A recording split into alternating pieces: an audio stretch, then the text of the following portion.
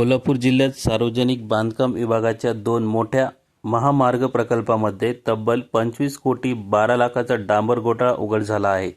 गारगोटी गडहिंग्लज नांगणवाडी आणि देवगड दाजीपूर राधानगरी निपाणी या 2 मार्गावरील हॅम पॅकेज PN47 आणि 48 अंतर्गत हे प्रकल्प राबवले गेले.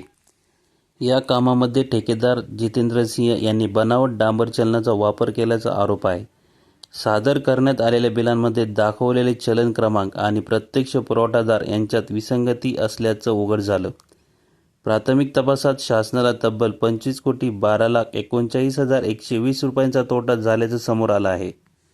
या प्रकरणाची चौकशी आता CBI आणि ACB यांच्या लक्षात आणून दिली गेली असून शासनाकडून संबंधित अधिकाऱ्यांकडून स्पष्टीकरण मागवले जाण्याची शक्यता आहे. या घोटाळ्याने PWDच्या कामकाजावर पुन्हा एकदा प्रश्नचिन्ह उभे केले आहे.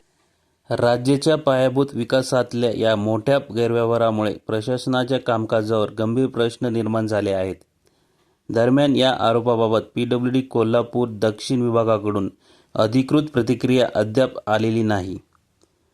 कोल्हापूरच्या रस्त्यावर डांबर वितळलं, पण शासनाचा पैसा मात्र अधिकारी आणि ठेकेदार यांच्या घोटाळ्याच्या भट्टीत जळताना दिसतोय. रिजवान शेख, ऊर्जा न्यूज, पुणे. ऊर्जा न्यूज़ आपके लिए, आपके साथ.